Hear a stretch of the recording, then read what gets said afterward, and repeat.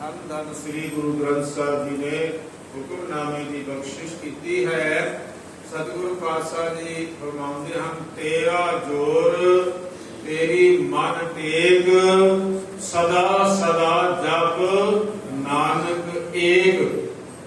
बई सदा सदा जप ते इको एक अकाल पुरख वाहिगुरु जी का नाम जप, किसी होर दा नाम नहीं जपना।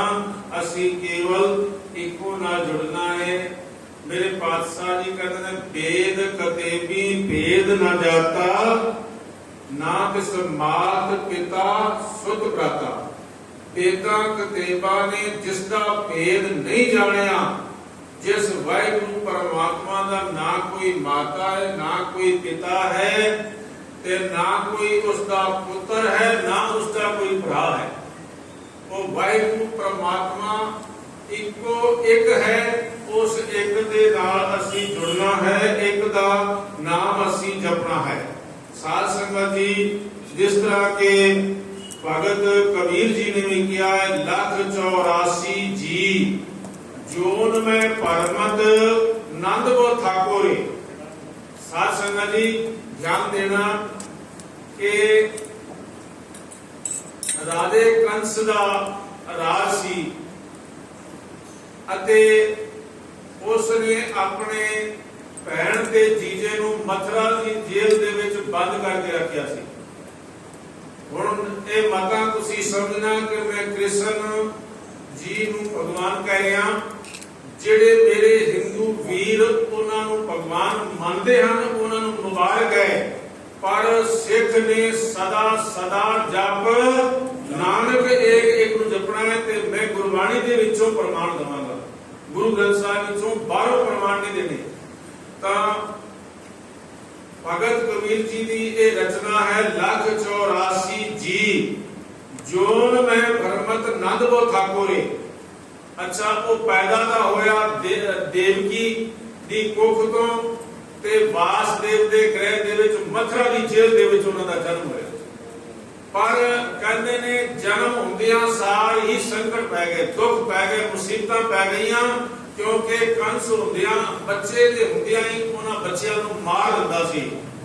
ते हुण फिर उन्हां बच्चियां नूं पहुंचाउण दा प्रबंध गोकुल दे विच कीता और यशोदा उसदी मां बनी ते नंद उसदा बाप बनया। उस जगह ते जाके उसदी पालना हुई। हुण देखो, 184 जी जोन में परमत नंद वो ठाकुर। एक क्या जाता है जो उन्हां दे विच कथा है कि जिहड़ा नंद सी ना, वो 84 लाख जूना दे विच भटकदियां हार गया ते उसने बड़ी आराधना की रब दी। ते एक उन्हां दे मुताबिक है, इस चीज नूं बार-बार समझ लेना। भगत हेत अवतार लियो है, भाग बड़ो बपरा कोरे।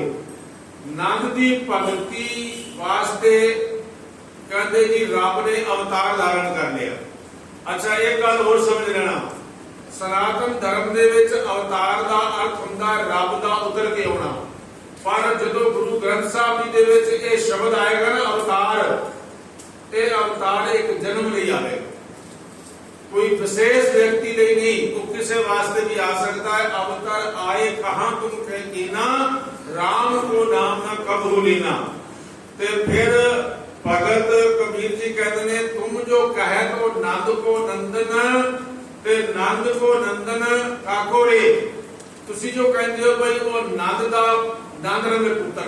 अच्छा, नंद उसके बाप का नाम है ते नंद दा अर्थ हुंदा पुत्र। तुम जो कहे तो नंद को नंदन, नंद को नंदन काकोरे।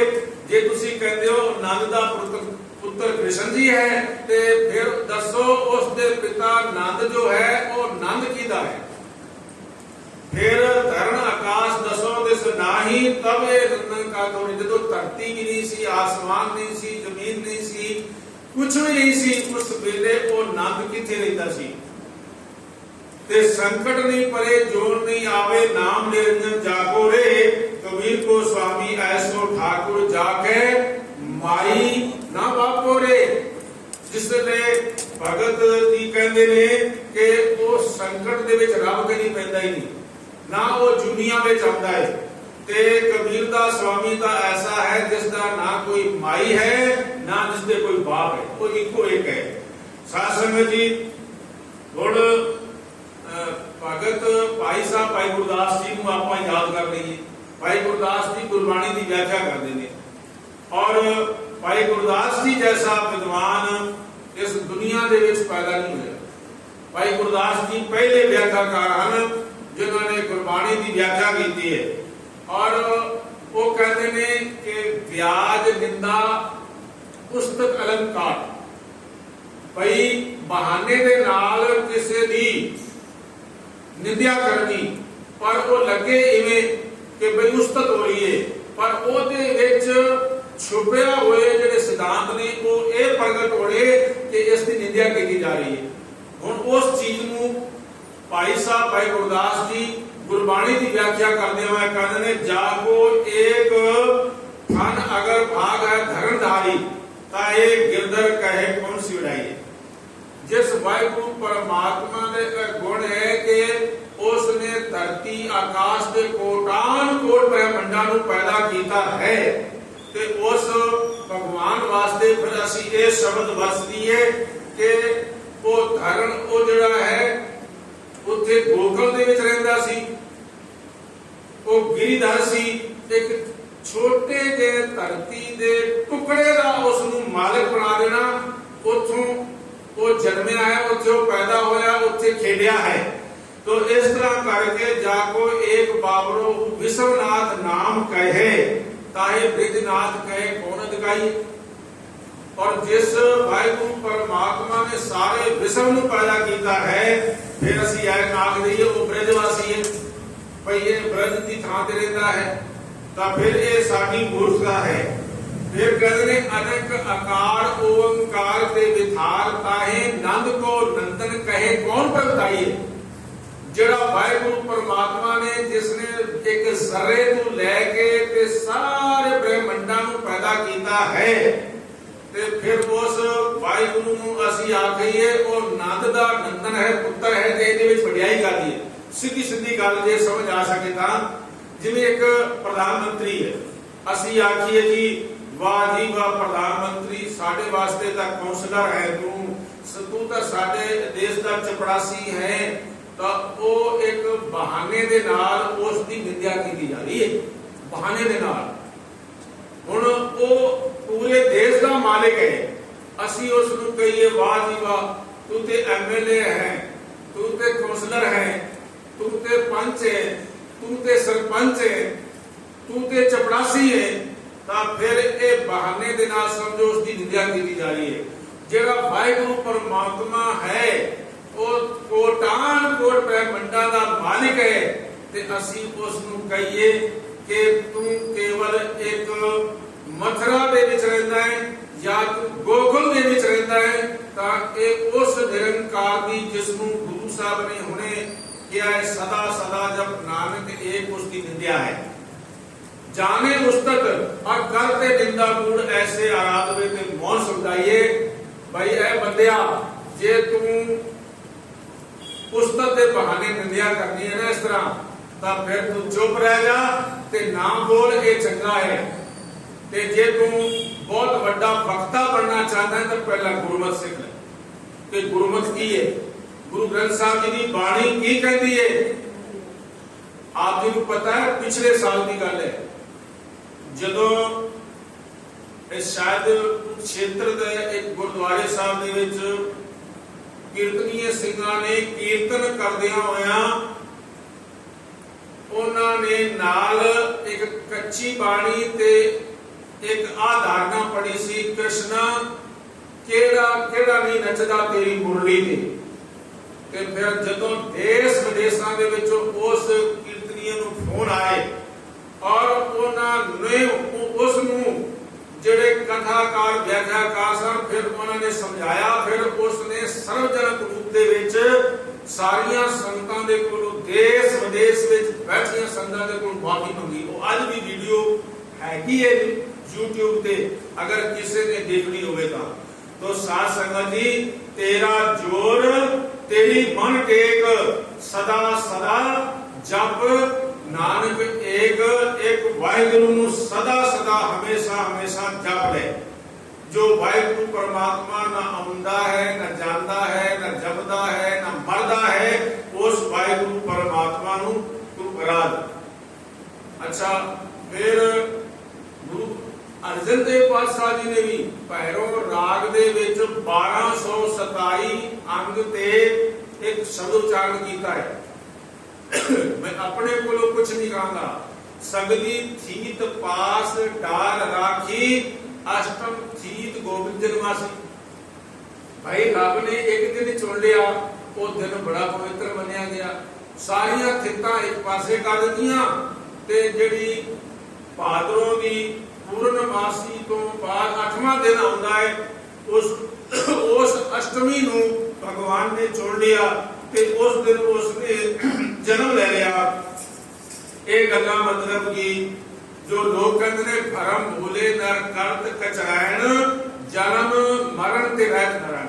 जेडे कच्चे लोग ने, कच्चियां गल्लां करदे ने, वो जेडे बंदे ने इस तरह रब नूं जन्मिया होया विखा कर दिंदे ने ते कर पंजीर खवायो चोर, ओ जन्म ना मरे रे साकत तोड़। उन्होंने पता की गुरु अर्जन देव पातशाह जी कहते ने, ऐ साखता, ऐ ढोल, ऐ पशु, सुन ले, तू एवें ना किसे दे पीछे लग्या फिरिया कर। ओ वाहिगुरु परमात्मा ना जमदा है ना मरदा है, वो तो सलीबी है। ते इसलिए सगल पराध देह लरोनी, सो मुख जड़ो जित कह ठाकुर जूनी। वो मुंह सड़ जावे जेड़ा मुंह आखदा है ना अज परमात्मा ने जन्म लिया है, ते फिर ओदी मूर्ति नूं लैके ला रोनी को लोरियां दिंदे ने ते ओदे मूंह च पंजीरी पाउंदे ने। पर ब्राह्मण बड़ा चलाक है, पंजीरी भी आप खा जांदा, सारे पदार्थ आप खा जांदा है, पर वो जेड़ी ठाकुर की मूर्ति है वो कदे भी नहीं खाती। इसलिए ना पातशाह जी कहते हैं कि जन्म ना मरे, ना आवे, ना जाए, नानक का प्रभ रहो समाए। और ना जमदा है, ना मरदा है, ना आउंदा है, ना जांदा है, मेरा वाहिगुरु सब जरे जरे में समाया। साथ संगत जी, साडे बड़े बुजुर्ग ये भी दसदे ने, क्योंकि साडे बड़े वडेरे पाकिस्तान तो आए सन, कि उस दिन ये मिठियां रोटियां पकाउंदे रह गए ते जमीनां वंडियां गईयां, कई बेचारे जमीनां तो भी रह गए। तो साथ संगत जी, मेरा तो केवल एक काम है, हों ढाडी बेकार कारे लाया, रात दिए के वार ध्रुव फरमाया। मेरा का उद्देश्य केवल ये है, मैं गुरु ग्रंथ साहब जी की बाणी का प्रचार करा ते असी सदा सदा जब नानक एक एक वाहिगुरु परमात्मा दे नाम दा सिमरन करिए ते होर सारियां नूं छड्डिए ते इक्को नाल जुड़न दा असी यतन करिए। जे असी एक नाल जुड़ांगे। साथ संगत जी, आज विश्व क्यों सिखां नूं मानदा है, सिखां की शक्ति दे अगे क्यों घुटने टेक दिंदा है, क्यों घुटने टेकन तो मजबूर हो जाता है, क्योंकि सिख दे कोल ताकत गुरबाणी दी है। तां के बड़े बड़े युद्धां दे विच भी ये किसे दे सामने ना अकदा है, ना थकदा है, ना रुकदा है ते ना झुकदा है, ये बढ़ता जाता है। क्यों? क्योंकि इसके अंदर गुरबाणी है, गुरबाणी का उपदेश है, और इको एक अकाल पुरख का नाम जपदा है। इसलिए जिथे भी जाता है उथे गुरु गोबिंद सिंह महाराज के झंडे गड़। तो साथ संगत जी, सानू सारियां नूं समझ आवे, ये ना कहना कि भाई साहब जो है ना ये केवल रोज ही एक दी गल करते हैं। भाई ये मेरा फर्ज बनता है, मैनू गुरु नानक पातशाह ने जो समझ दी है, ज्ञान दिता है, सानू सारियां नूं ऐसी समझ आवे, ज्ञान आवे सानू कि असी इको एक अकाल पुरख वाहिगुरु परमात्मा का नाम जपिए, एक नाल जुड़िए। इतनियां को बेनतियां प्रवान करना जी, मोहियां फुलां दी खेमा बख्शिश करनी जी। वाहिगुरु जी का खालसा, वाहिगुरु जी की फतेह। जपो सतनाम सतनाम सतनाम जी। वाहेगुरु वाहेगुरु वाहेगुरु जी।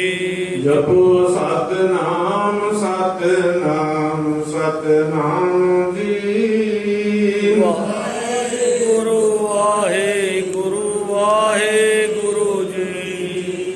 ਵਾਹਿਗੁਰੂ ਜੀ ਕਾ ਖਾਲਸਾ ਵਾਹਿਗੁਰੂ